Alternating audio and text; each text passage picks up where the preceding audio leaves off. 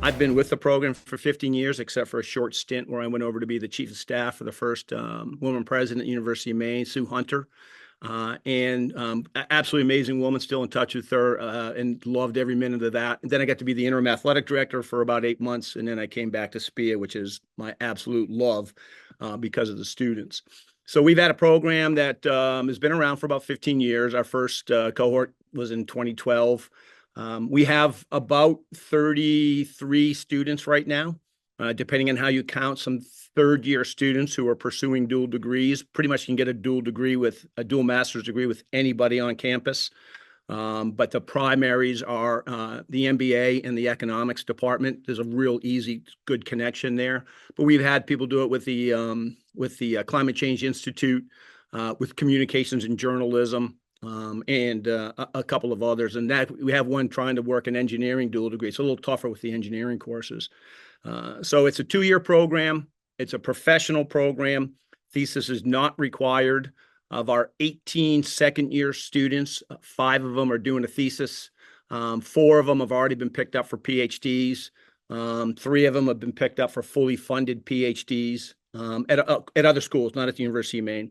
So they came up, they weren't quite ready to do a PhD program, came into our program, said they want to do a thesis from about the second semester on. Then started applying for PhD programs this year, and they're off and running, and that's working out. But most of our students want to come in for 2 years. They want to do a professional program. They want to do an internship. They want to be connected to the network. And then they want to figure out, use that time to focus on where to go, what they can do next in one of the 4 concentrations. So a lot of this is on the website, but it's the international security and foreign policy, which I also call development, diplomacy, and security. Those are the students going to work for Mercy Corps, Oxfam, Plan Limited, Save the Children, and we have World Food Program. One of our graduates has the African portfolio for the World Food Program. Currently, he was in Addis Ababa, but he's now in Abidjan, Cote d'Ivoire. They moved out of there when it got squirrely in Ethiopia a couple of years ago. Then there's the diplomacy side. Some of those graduates will go on, obviously, to work for the State Department, for the Foreign Service. I encourage as many kids that are interested, as soon as there's interest, take the FSOT at the first opportunity. Now, you probably know the FSOT just got canceled to February 1. So, if there was ever a time that you were talking to your seniors and juniors about going to grad school, and maybe we'll get to this a little bit later, now's a pretty good time. And then the other one would be security. And so we also have students that go on to be CIA agents, FBI agents, other security, NSA, and then some of those kinds of democratization and good governance, NDI, IRI, and some others. So that's the primary concentration. Another concentration that's gaining in popularity, especially with our Dickinson students, is international environment and climate policy. So what we do is we work with our Climate Change Institute, and we have a certificate with them, but we also have a master's that is focused on climate change policy and on international environment, if you want to be a little broader. But to be honest with you, they overlap so much now that they're almost inseparable, both real-wise and in the coursework that our students take. And so, again, another tough place to be looking for a job, but we've had students graduate and go on to generally work for nonprofits and NGOs in that world, including one of our favorite great all-time students, Anna McGinn, who works for a company, a nonprofit called EESI, Environment Energy Sustainability Initiative. They talk to the Hill, educate those on the Hill. She still has a job today. We'll see how it works in a couple of months. I think she's been to 8 COPs. We try to bring our environmental students, our climate change students, to the UNFCCC COP. We've done it 3 years in a row now. I went 4 years ago, I think it's now, to Katowice. Our climate change policy professor has gone the last 3 years. And then next year in Brazil, I heard the badges are getting tough to get, but it's something we try to bring our climate change policy students to. And then we have international trade and commerce. That tends to be a favorite for the international students. So they might come in under one of the other concentrations, and then they find out because when you do international trade and commerce, you almost always do a dual MBA. If you're in our program, you generally get into the MBA program, and that's Katy working her magic for us and our students.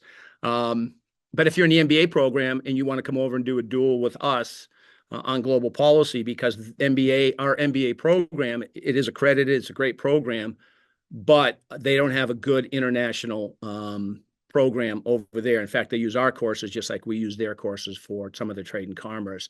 But the international students find out that they can stay here for 3 years on an OPT versus 1 year. So we're a 1-year OPT feed. MBA, because it's STEM, is a 3-year, and that's really, let's be real, right? They go, oh, really? So then they do an extra year for the MBA. They get 3 years OPT, so they get 6 years in country to try to figure out where they want to be and how they want to make those things work. So those are the concentrations students come in on. Professional program, 2 years. You can do a thesis if you want. If you don't do a thesis, the requirement is an international internship, and that will either be for our international students in New York, like at the UN or something, or down in DC for any of those organizations. It's going to be squirrely this year and probably next. I'm not sure. We're going to really have to go after philanthropic and private for those opportunities and stay away from the feds. We do have one student going down to work for the Cohen Group. We have a great connection. Thank you to Secretary Cohen, who loves Bowdoin, but he also loves Bangor, Maine, and the University of Maine.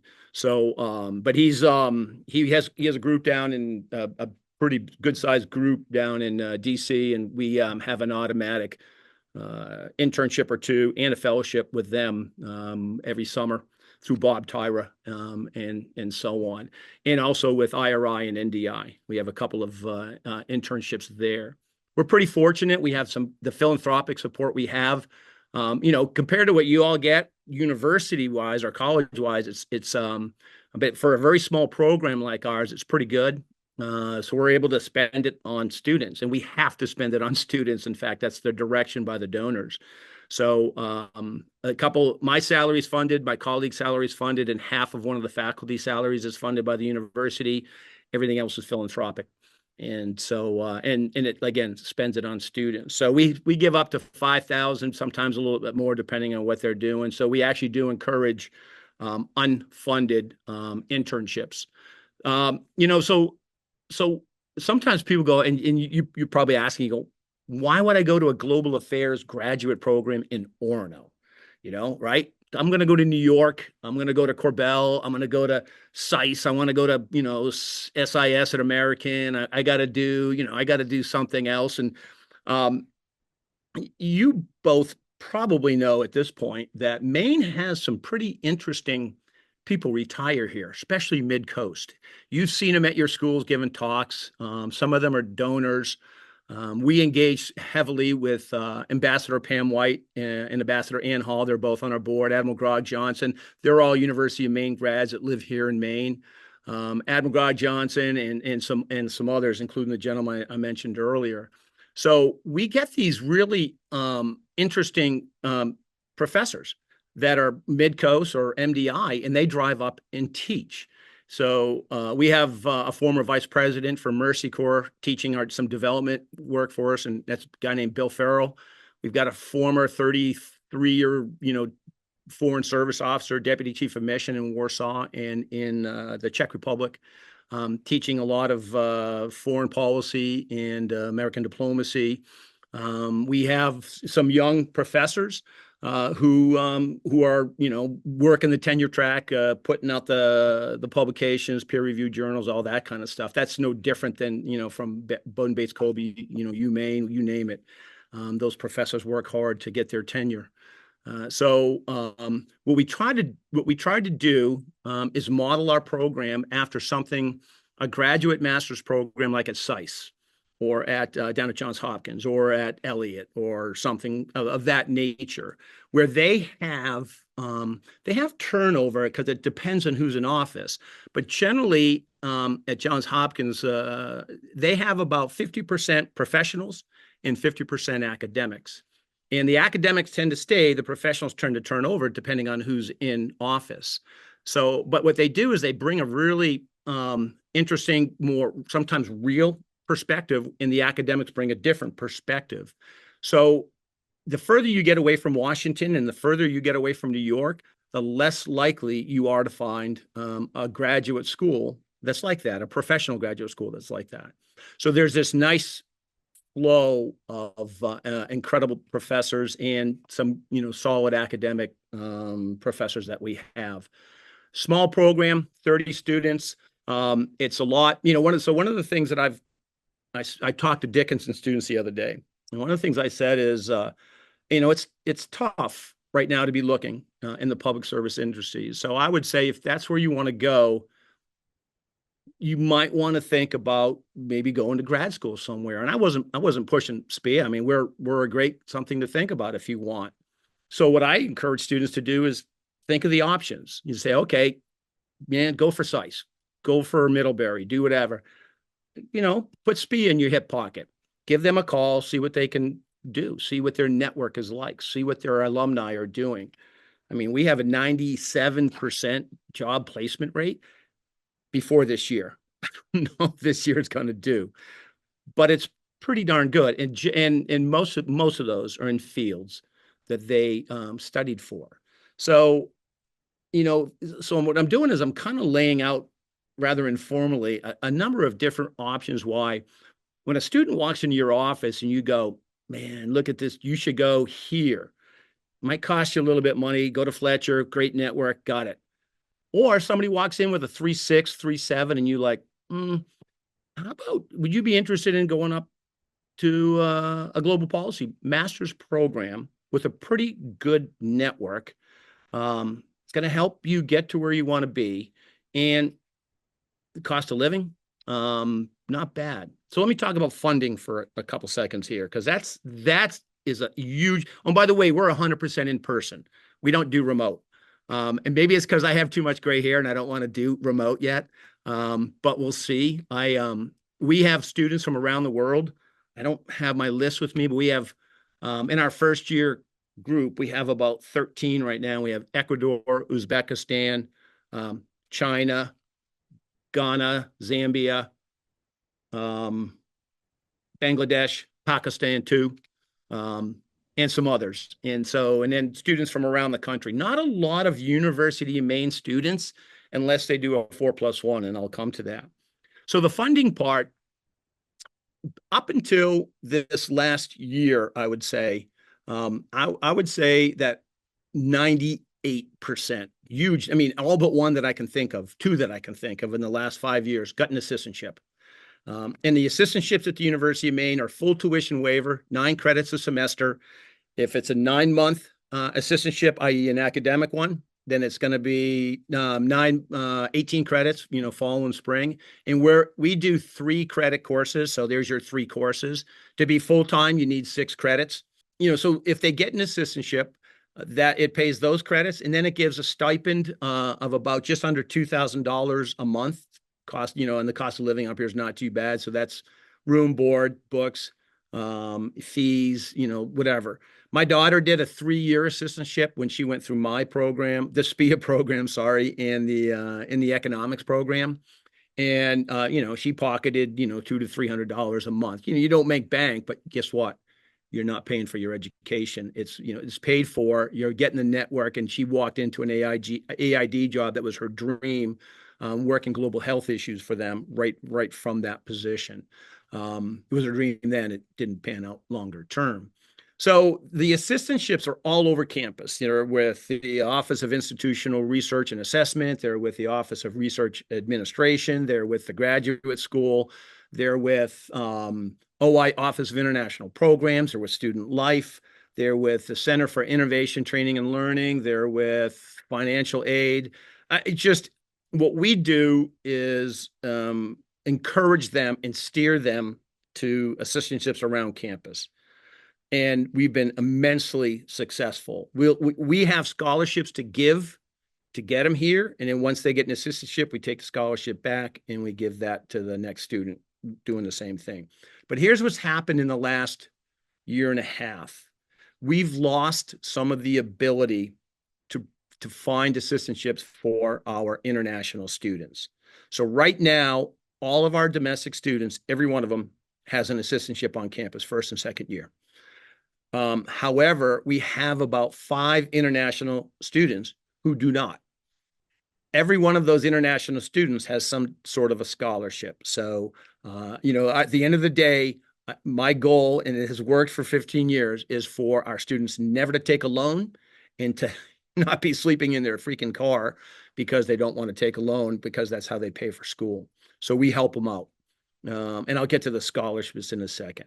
But all of our domestic students. So if you have a student at your school who's interested in coming up, and if I forget, and you run into anybody, I love talking to students. Absolutely do. And I'm here for at least another. I'm here for another year. I don't even want to say at least anymore. I've already extended 3 times. And so please, please, please give him my email address. Say, hey, contact Jim, and I'll connect. I've already talked to 3 sophomores from Dickinson, 2, juniors who want to do the 4+1. So can we guarantee assistantships? No, because we don't have them in SPIA. We don't teach undergrad classes, so we don't have teaching assistantships. But we coordinate with those on campus to do the best we can. So I will never guarantee an assistantship. But right now, our domestic students have them. 2 of our international first-year students, all but 2 of our international second-year students have them. So that's kind of where we start with the assistantships, and that's our goal. So if you were to connect me with a student, I would say, okay, here's what we're going to do. We're going to give you this scholarship, and that's going to help you to this point.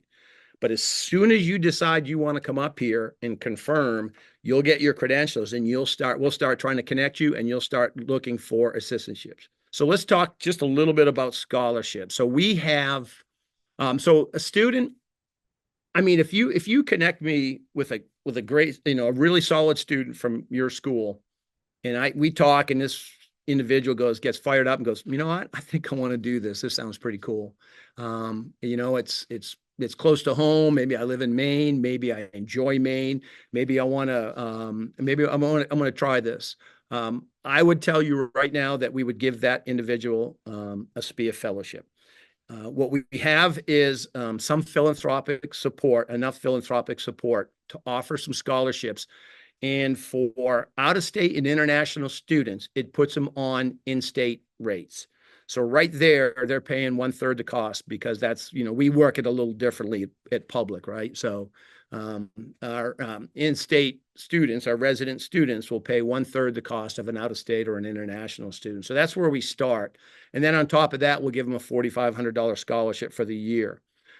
Lately, we've been bumping those up to about 7,000. Students will come in. Some things are going. They don't get the assistantship, so we'll give them another $1,200 to $1,500 each semester. 45, 15 each semester. 375.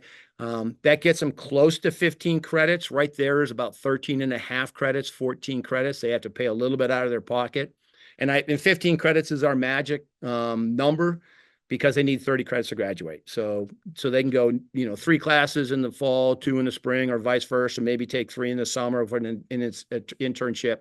And then, then the second year. These scholarships are all good for 2 years. We don't do the bait and switch crap that sometimes you see. And so that gets them in the door. So if you were to introduce us, if some student calls up and says, I heard about this, I want to give it a shot. I'm like, all right, so here's where we're going to start with a SPIA fellowship. And I would do that. We only have, I don't know, maybe 2 left. We've offered all the money that we have, though we have a reserve pool. But I would do that because I do want to make a connection somehow with the 3 schools here in Maine. So Colby, Bates, and Bowdoin. I would love to figure out, to get some way to do that. Have one student come up here, go back, tell you all that it's a great program. Let's hope, and that you ought to send more students up here. So there's the thought process behind that.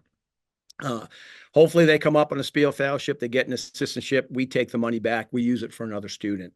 Whether it's an international, out of state is where it really supports, but if you're in state, and you need the funding, then that's available. There are some scholarships from the grad school, very competitive, tough to get. We've already given 5 names, one domestic student from University of Pittsburgh, and then 4 other students from around the world. One from Uzbekistan, one from Pakistan, one from Ghana, and I can't remember the 5th one right off the top of my head. So we try to go about a third international, third around the country, and a third Maine. We've been real heavy international lately, and so I think next year, we're done. We're full. 4 plus 1 for a couple seconds, and then I'll stop. I think Katie's laughing because I'm not very good at stopping sometimes. 4 plus 1. So something that might be interesting to y'all is we have something called which is 4 years undergraduate, 1 year graduate degree, and we have that with a couple different groups on campus, the economics, international affairs, political science, that kind of stuff. And so we're able to double count up to 9 credits of undergraduate work. So they start off having only to do 21. So maybe they come in the first semester, do 9, second semester, do 9, 3 in the summer on an internship, and they're done 1 year. So if you had a junior, and we're putting together a program with American University in Bulgaria. University of Maine has a connection to them. So we want to do something with AUBG. And someday if there's a student from one of your schools who's interested as a junior in applying, and it's not SPIA courses. I mean, it's going to be your courses that we'll look at a very senior level. And I would work with the student over the year to make sure that the courses he or she is taking, at first and foremost, take care of their major. But second would be courses that we could count. And so they would turn around, come on up. And in fact, if they even wanted to work this first summer and then do 9 and 9, they graduate next May and get the benefit of hopefully an assistantship, at least a scholarship, and the network and all the things. Use that year to focus and figure out where they want to go.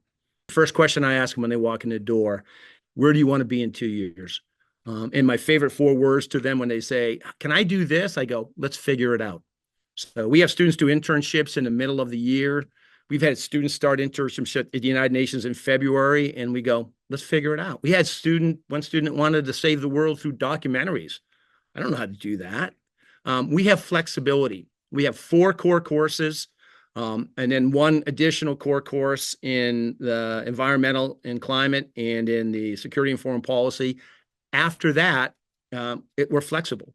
Students sometimes want to say, can I do a little bit of, so we have our student from Ecuador goes, I want to do sustainability on the climate side, but I want to do it on the engineering perspective. So she's taken an engineering sustainability course this semester that will count. Because you want a program where somebody looks you in the eye and goes, what do you want to do? Let's figure it out. Let's go for it. And then when they come in and they have a great idea, you're like, okay, let's do that. We're not so rigid. Like our MBA program, you got to take 8 courses and then you get 2 electives. You're taking 3 courses, an internship, a 1 credit course, public service seminar with me. Everything else is gravy. We have all the courses, but you don't have to take them. You take what makes sense to you. I'll ask a question. I feel like we're all figuring out how to say things lightly these days, but what would you say to like a student who's like, well, why should I embark on graduate school when kind of the future is more uncertain than in the past? I would say right now, first of all, you're going to look a student in the eye and go, that's your call. At the end of the day, we're going to take the students that want to come up here and want to use the time to focus on what's next. So if a student's got a good idea of where they want to go right now, then maybe not graduate school. Or we've had students start graduate school, get a kick-ass internship, call me up and go, I remember the first kid called me up working at the FDIC on an internship. He goes, hey, Captain, I'm not coming back. They offered me a job. And I was a little miffed at first. And then somebody said, Jim, what do you think this is about? What is a professional master's program about? It's about helping you get from get to where you want to go. And he goes, well, he got to where you want to go. You won. He only did it in 1 year. Um, I think now, uh, so if a student doesn't want to go to grad school, that's cool. Don't. Um, if you're not sure where you want to go, grad school is a place to perhaps figure it out.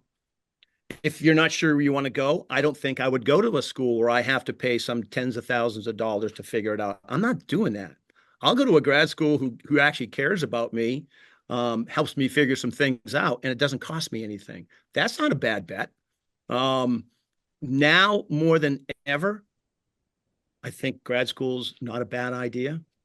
I know what they're saying about universities and grad schools across the country. Is it worth it? Not if you pay $50,000, $60,000. It depends on what you're getting into. But if you can find a place where funding wise it makes sense, you find a cohort that that's global, and you get to spend the time with people who talk to you and ask you, hey, where do you want to go? How do we get you there? Who can we connect you with? And then actually see those actions, walk the walk. Um, that's not a bad thing. No, grad school is not for everybody. Now is not the best time to be looking in the service industry, and perhaps, so then next question comes up, right, Megan, is, okay, you think it's going to be better in 2 years?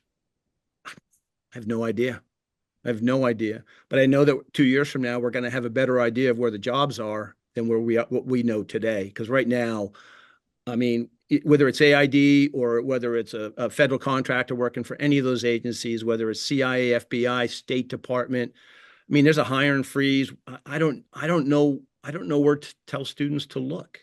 So if you can take a little bit of time, figure it out, see how things unravel or unfold.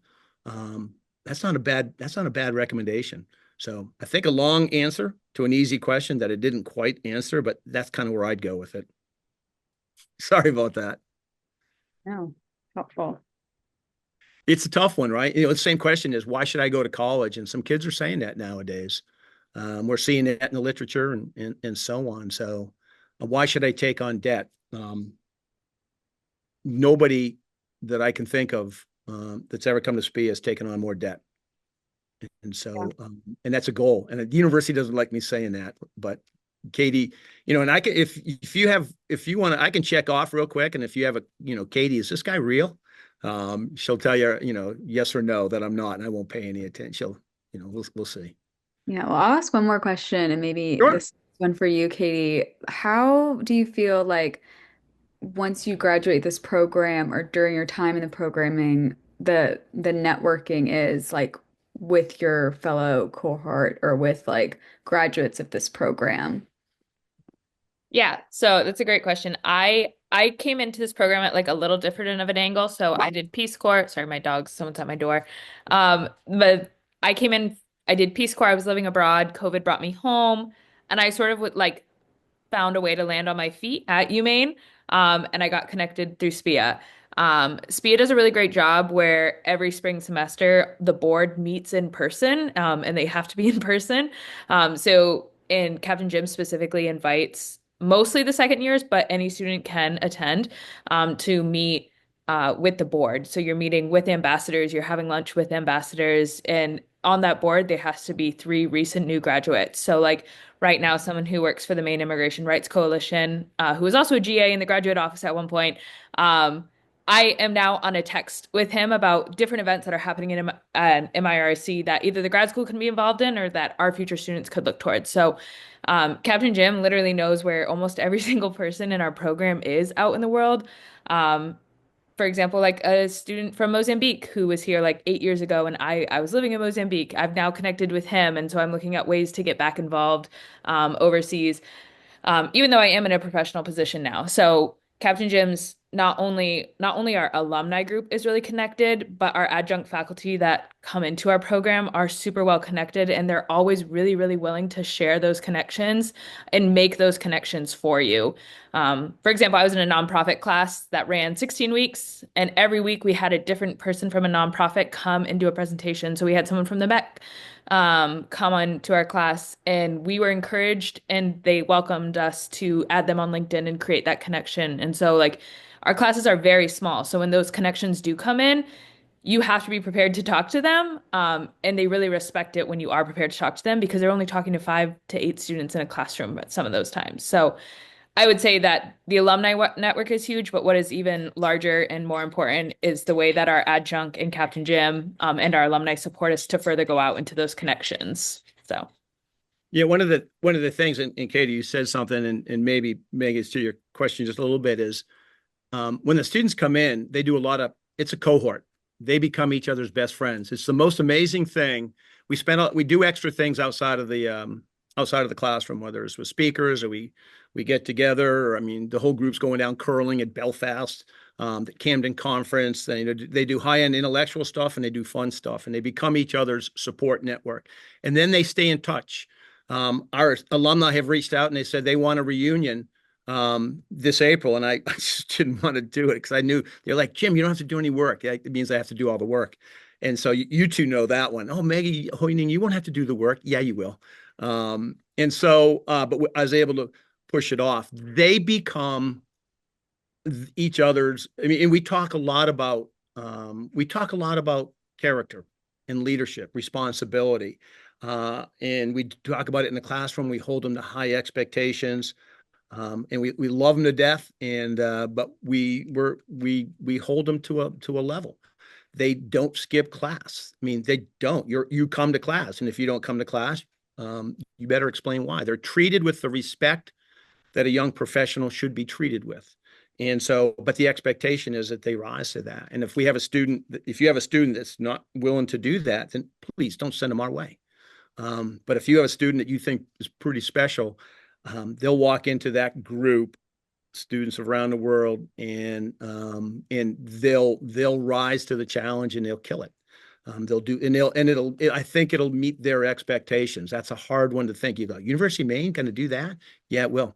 This program will. I would, if either of you are interested in talking to any current students, or any past alumni, because you think maybe there's a little bit of sunshine being blown your way, let me know.